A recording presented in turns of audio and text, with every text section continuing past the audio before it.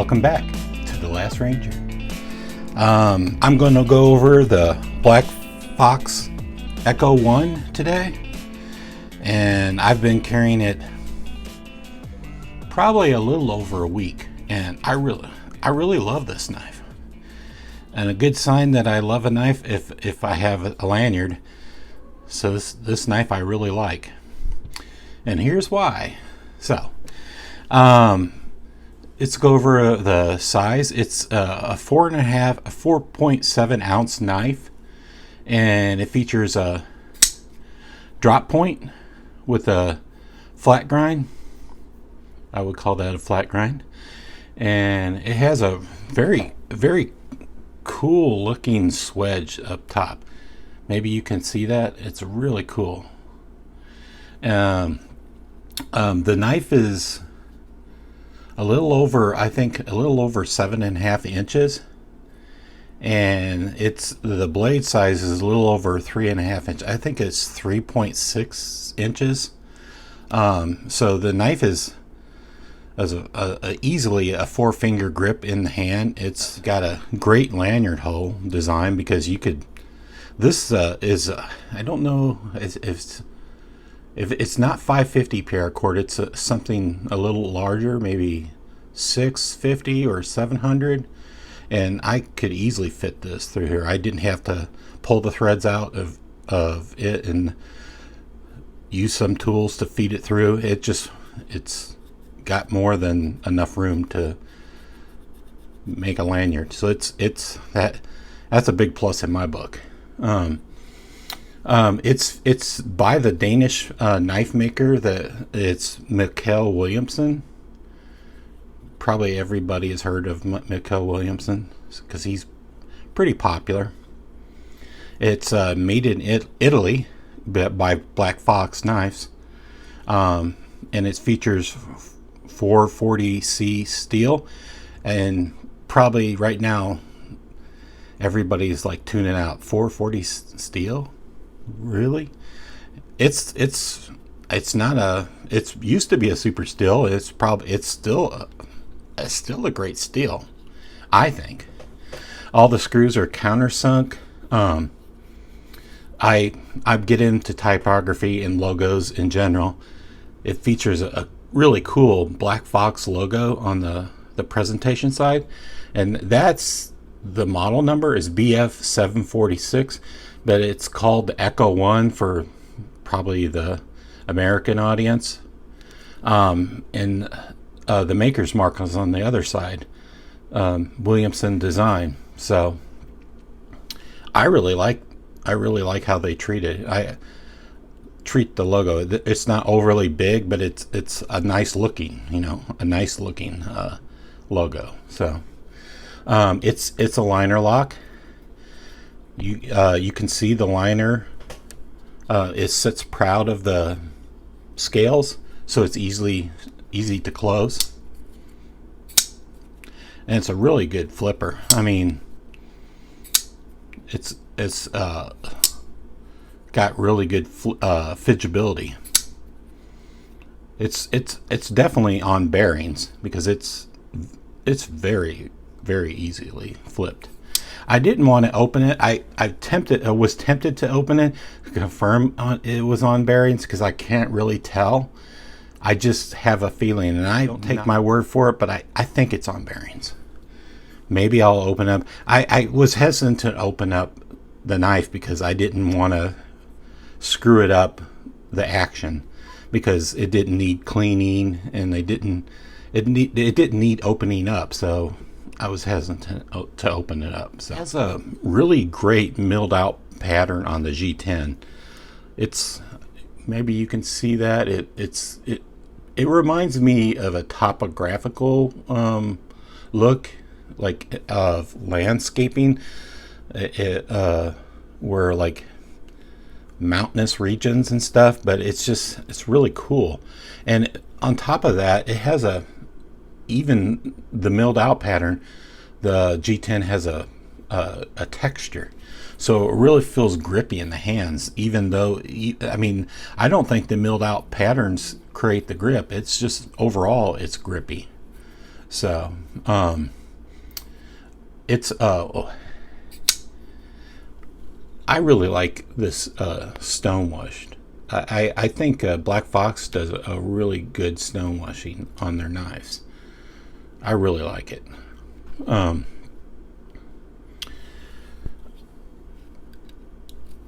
There's no hot spots on it. It's very sharp from the factory.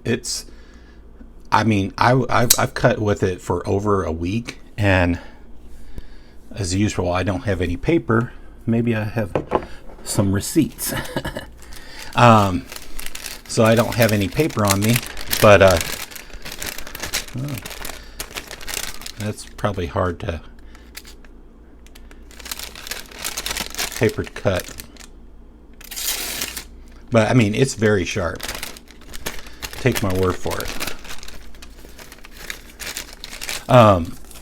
So I've carried it over a week, and I've cut everything from paracord to I've actually cut some cardboard, and it cut like paper.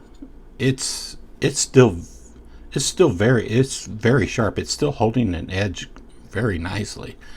And what I've read, 440 steel is easy to maintain too. You could it's easy to get a razor sharp edge on it, and it lasts. So, but it's not a super steel anymore. So, the action is superb. Like when you drop this, you can just easily close it. And thank God it has a flipper tab, because when it hits the flipper tab, hits your thumb, it's ready easily to drop, you know. And it opens up immediately.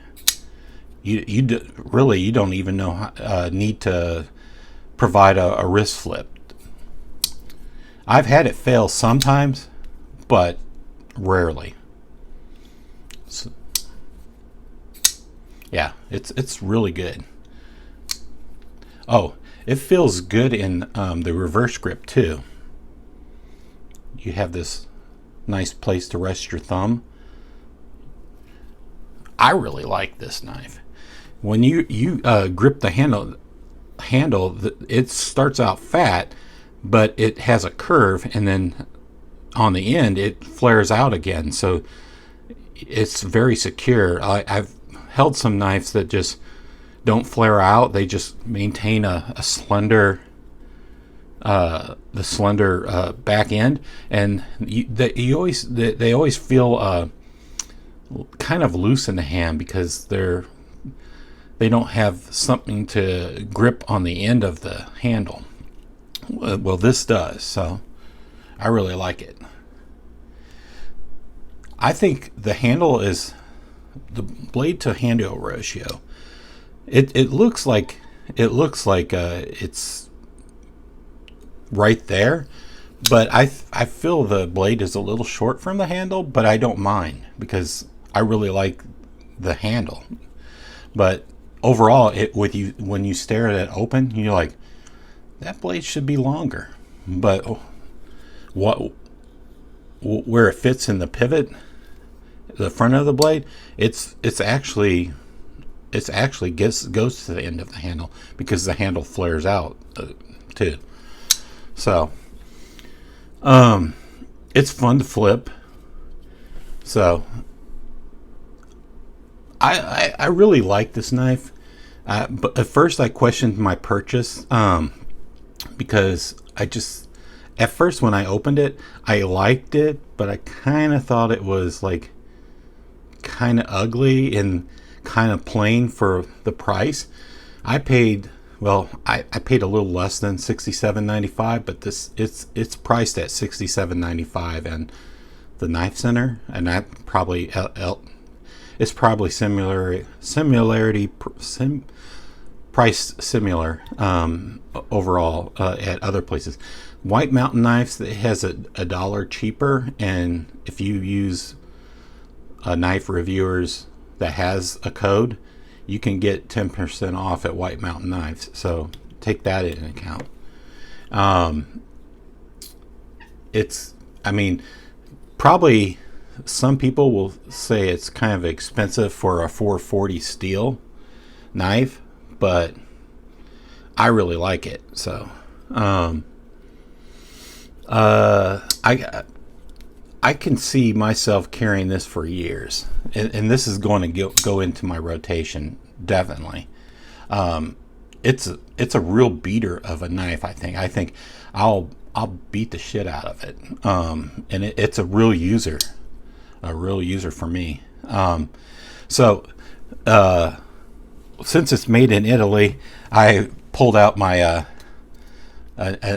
another Italian, or made it in Italy, my Beretta Nano. So, and I just pictured it, did a couple pictures with it, just for the hell of it.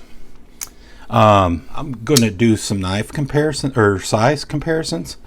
You can see how it compares to this the BF-745 Kelly or something like that.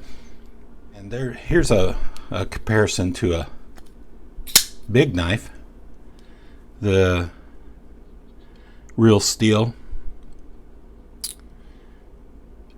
Control. Another knife, the Wee Banter.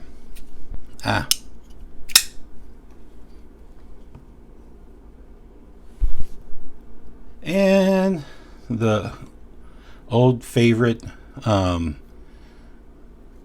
Kershaw Knockout. This is my snap-on version.